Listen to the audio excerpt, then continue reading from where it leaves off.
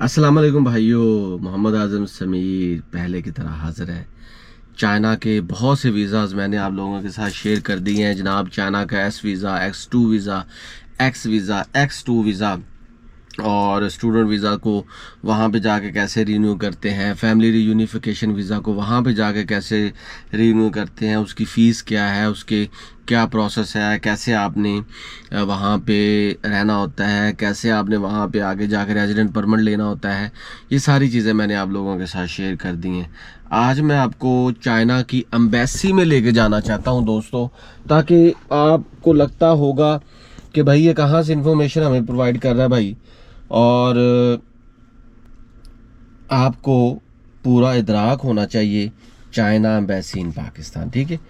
ये देखिए जी, China embassy in Pakistan, आपने इसको कर दिया क्लिक, ठीक है। ये जी आ गया आपके पास चाइना एम्बेसी इन पाकिस्तान, ठीक है। यहाँ पे जाके आप चीज़ों को पढ़ें, ठीक है। ये इनके नोटिस वगैरह देखें। काउंसलर सर्विस पे जाएं जी। ये जब आप काउंसलर सर्विस पे चले जाएंगे, उसके बाद जनाब ये आप अपॉस्ले का कैसे करवा सकते हैं, जब आपने फैमिली रीयूनिफिकेशन वीज़ा लेना है या कुछ भी, ये सारी चीज़ें आपको यहाँ पे मिलेंगी। अच्छे तरीके से आप इनको टैली कर सकते हैं, इनको आप फॉलो कर सकते हैं। लेकिन आज वीज़ा एप्लीकेशन पे जाएंगे ना जब, तो यहाँ पे जाके वीज़ा प्रोसेसिंग टाइम कितनी है, फ़ीस कितनी, ये सारा कुछ लिखा हुआ है यार। ये देखो, most common reasons for return visa application के आपको आपकी दरख्वास्त कैसे वापस कर दी जाती है, brief introduction of Chinese visas कौन कौन से हैं, instruction for Chinese visas application, ये सारा कुछ है जी। Notice on online applications of arrival card, जो जो भी है, प्रमोशन, इमिग्रेशन डिपार्टमेंट, अगर हांगकॉन्ग का वीज़ा लेना है तो उसका क्या प्रोसेस है। ये देखिए, ये सारा कुछ यहाँ पे ही लिखा हुआ है। आपको मैं कहता हूँ कि कोई मसला ही नहीं है यार।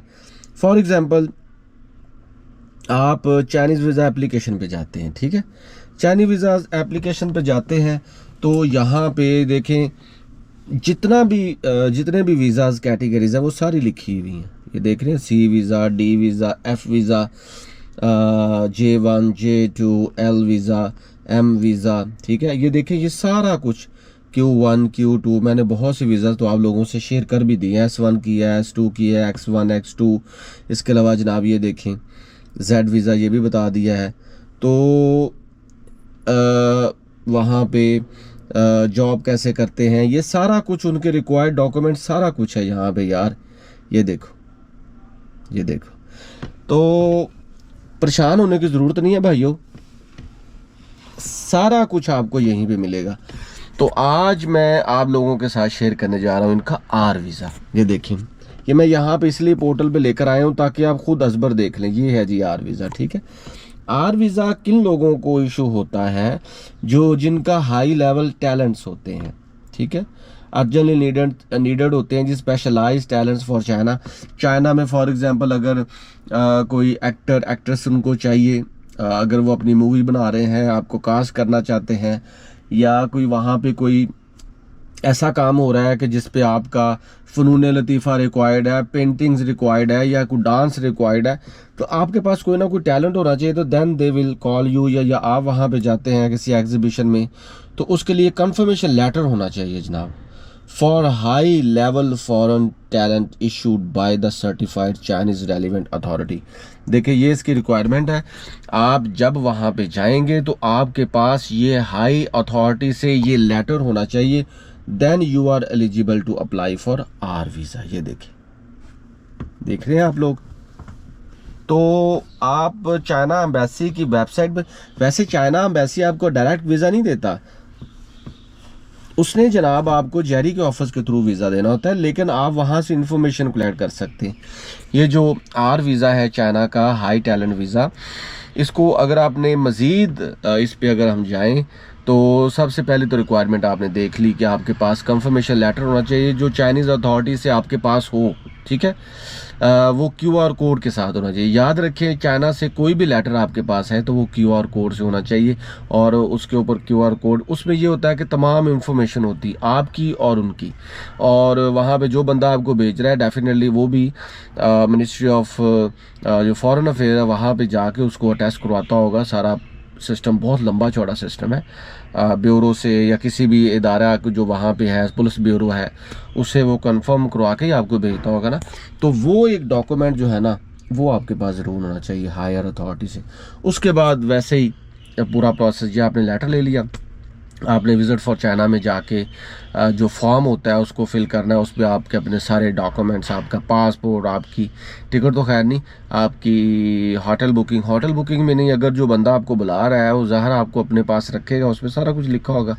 उसके साथ आपका पासपोर्ट, आपकी बैंक स्टेटमेंट, आपकी टिकट वैसे लगा लें तो बेटर है, ना भी लगाएं तो नो इशू। अच्छा, क्योंकि चाइना में जब कभी भी वीज़ा मिलता है उसके बाद ही टिकट को वो ख़रीदते हैं, स्टूडेंट हो या बिजनेसमैन हो या जॉब करने वाले हो, कोई भी हो। अच्छा जी, ये सारी चीज़ें होगी।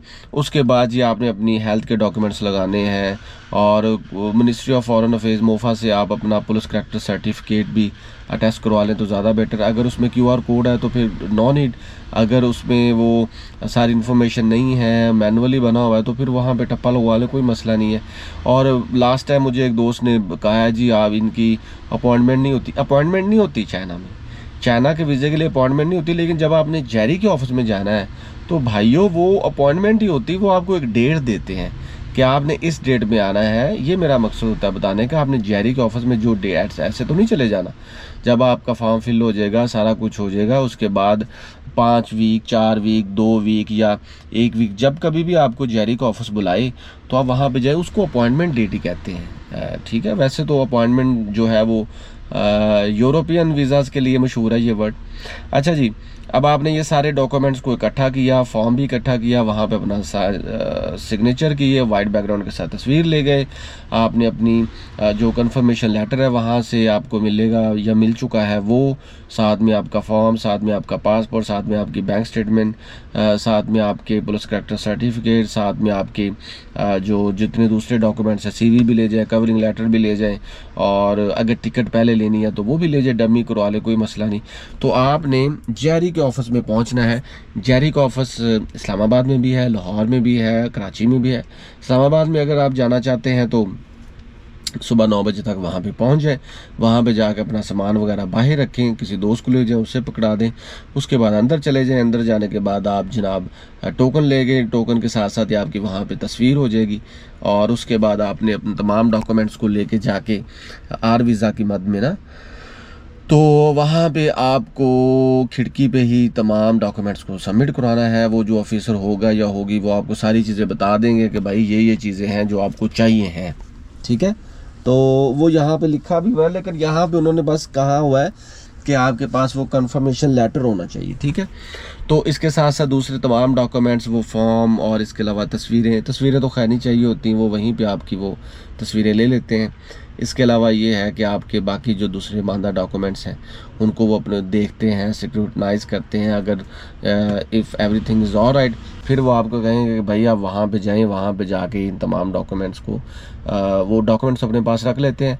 फिर वो कहेंगे वहाँ जाके इंटरव्यू दें, वहाँ पे आपका इंटरव्यू होगा, थोड़ा बहुत 5 मिनट 10 मिनट जितना भी, तो इंग्लिश में बात करें, अच्छी इंग्लिश बोले, और उनको कहें कि भाई मैं इस वजह से जा रहा हूँ, ये मेरे पास कंफर्मेशन लेटर है और ये मुझे वहाँ से इनविटेशन लेटर आया हुआ, 14 से 15 हज़ार रुपये आपको वो वीज़ा फ़ीस है, मैक्सिमम बता रहा हूँ, ठीक है। उसके बाद जनाब आपने वहाँ पे पासपोर्ट आपका वहीं पे है, 4 दिन या 5 दिन के बाद आप अपना वीज़ा कलेक्ट कर सकते हैं, अपने पासपोर्ट कलेक्ट कर सकते हैं विद वीज़ा। तो अगर आपका कोई डॉक्यूमेंट मिस हो तो उसी वक्त आपकी एप्लीकेशन वापस कर देंगे, वो कहेंगे भाई इसको पूरा करके लाओ। ये अच्छी चीज़ है ताकि आपको टाइम मिल जाता है। तो ये 6 माह का वीज़ा हो सकता है, ये 1 साल का हो सकता है, ये 2 दिन का भी हो सकता है, ये 4 हफ्ते का हो सकता है, ये 5 दिन का हो सकता है, ये सारी चीज़ें इसमें हैं। तो डिपेंड करता है कि आप कितने दिन के लिए वहाँ पे जा रहे हैं। तो यही पूरा प्रोसेस है दोस्तों। तो प्यारे भाइयों, आपका भाई हूँ, दोस्त हूँ, आपको जस्ट गाइड करता रहता हूँ, वीज़ा एजेंट नहीं हूँ, ना ही आप लोगों को इंसिस्ट करता हूँ। चैनल को सब्सक्राइब करना मत भूलें, डिस्क्लेमर याद रखें, कि आपने खुद से अप्लाई करना है। एक वीडियो देख के, 2 वीडियो देख के अपने डिसीजन नहीं लेने, ज़्यादा से ज़्यादा रिसर्च करें, स्टडी करें और फिर वहाँ पे जाएं। दुआ में याद रखें। अल्लाह हाफिज़।